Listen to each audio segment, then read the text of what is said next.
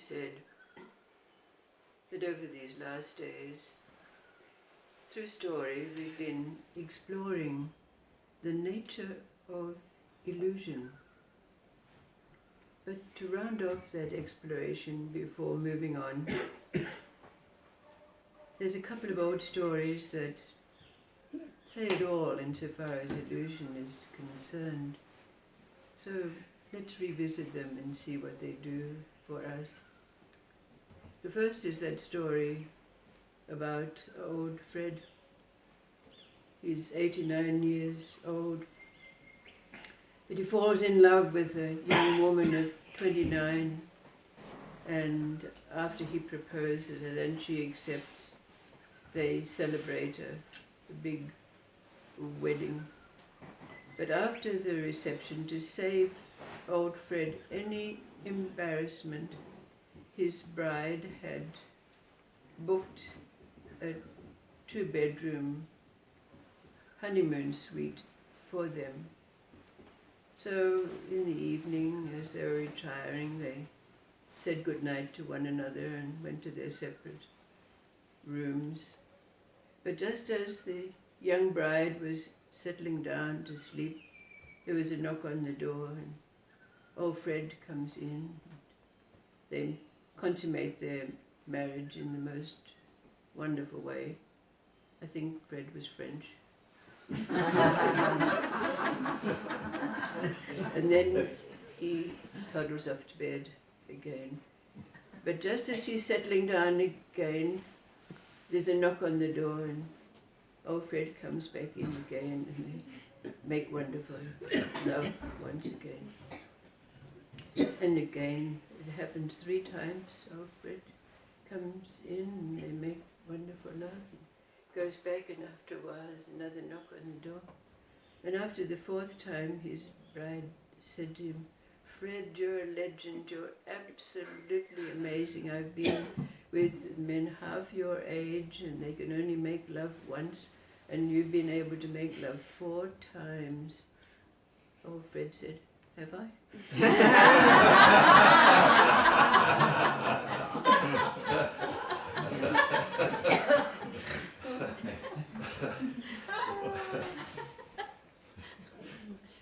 So that other story is that old story about, in the land of the rising sun, a long, long time ago, in a little hamlet nestled at the foot of a mountain where there was a little river running by.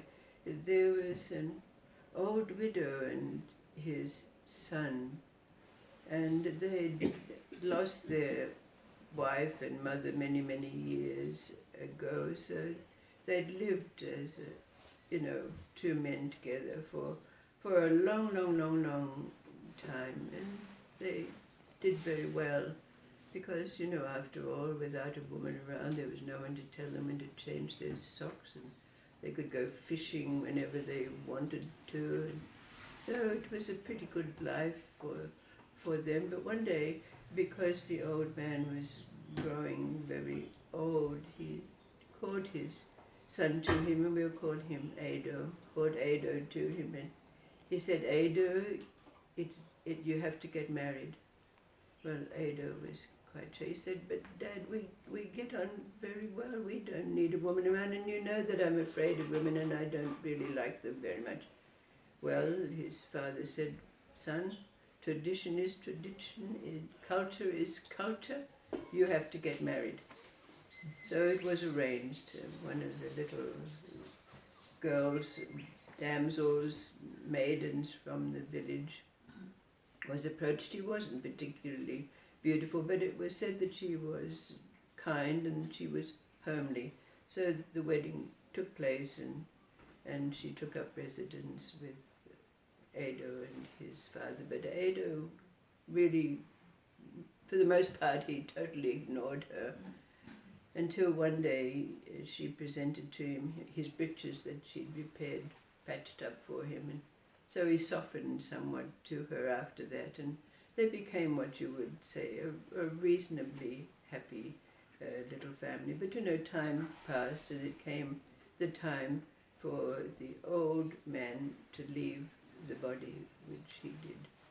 Well, Ada was absolutely, totally inconsolable. He was absolutely bereft and wept and wailed day and night until his dear wife did not know what to do with him. She tried everything to appease him, but nothing.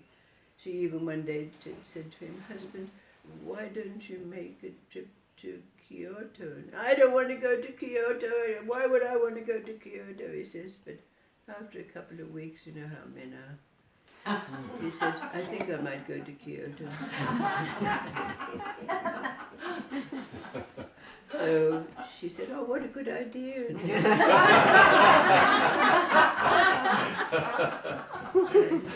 packed up his little bag and off Ada went to Kyoto. And while he was there wandering around the streets and, you know, those little places, not quite like the bazaars in the Middle East and all, but, you know, dinky little places. So he was wandering in the streets when he saw one of those shops that have everything that you can find. And he was rather attracted to it, so he was in there browsing around when he happened to find one of those objects that it was like a little metal thing and it had a little handle on it. So he asked the proprietor, you know, "What's that?" And the proprietor said, "Oh, this has just arrived from Turkey." He said, "It's called a mirror."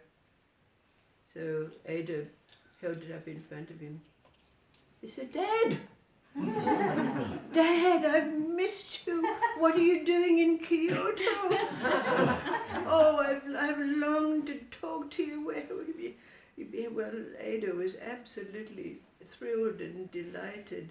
So he immediately bargained with the proprietor and had it wrapped up in a beautiful piece of tissue paper and put it away. But Ada was very good. He didn't forget to buy a nice new kimono for his wife, which he took back to her. But strangely enough, when he got back to their little hamlet, he omitted to tell her about his purchase. But his wife began to notice that every evening he disappeared into his room and she could hear him laughing and talking, and she wondered what was going on, but he remained quite silent about it. So, you know what women are like too. When he went off fishing one time, she went into the chamber and she took it out of the drawer and unwrapped it and she held it. "I knew it! He's got a woman in Kyoto." "And she's not even beautiful. Look at her face." So of course after that his wife gave him the silent treatment. She wouldn't speak. Do you know how women are too? So he got really peeved about it, and finally he confronted her and said, What is it with you, wife? What is it that's troubling you?" So she marched him into the bedroom. She opened the drawer and took it out. Look, they, I knew it. You have a woman in Kyoto. She's not even beautiful." He said, No, that's my dad. That's my dad. And so they got into a really very heated argument, so loud that all the neighbors could hear them. And the neighbors came over to see what was going on, and they each giving he's got a woman in, and yes, it's my dad. And all went back and forth until someone amongst the neighborhood said, "Well, look, down at the monastery there's this old abbess. She's very, very wise.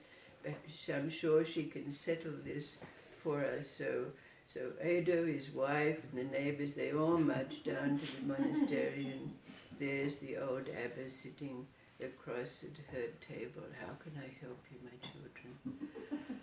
And they told their story, and they took out the mirror and they handed it to the old abbess. She held it up and said, "Oh, that poor woman. She's feeling so remorseful about stealing your husband that she shaved her head and become a nun."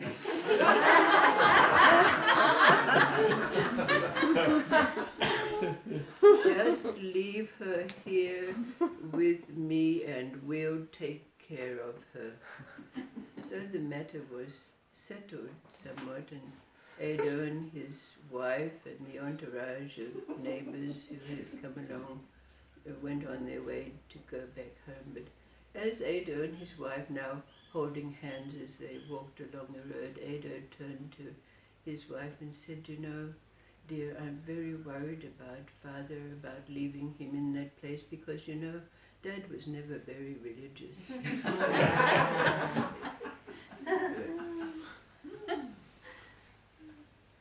So this sums up illusion for us, we could say, in many ways, but it raises a question that leads us into another field of endeavor or inquiry, and that is, we know that we've come to a place where our senses and our awareness have revealed to us that nothing is what it seems.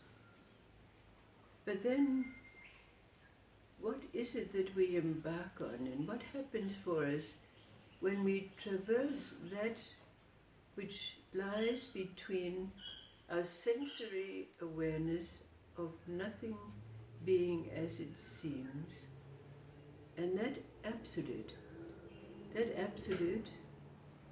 that says anything that changes is not real.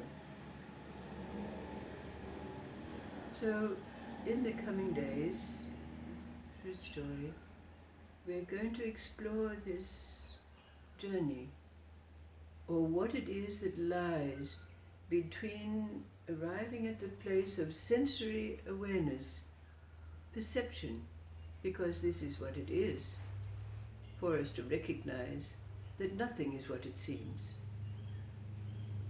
Perception constantly changing. But what is it that lies between this sensory awareness and arrival at an absolute, which is anything that changes is not real? So stick around.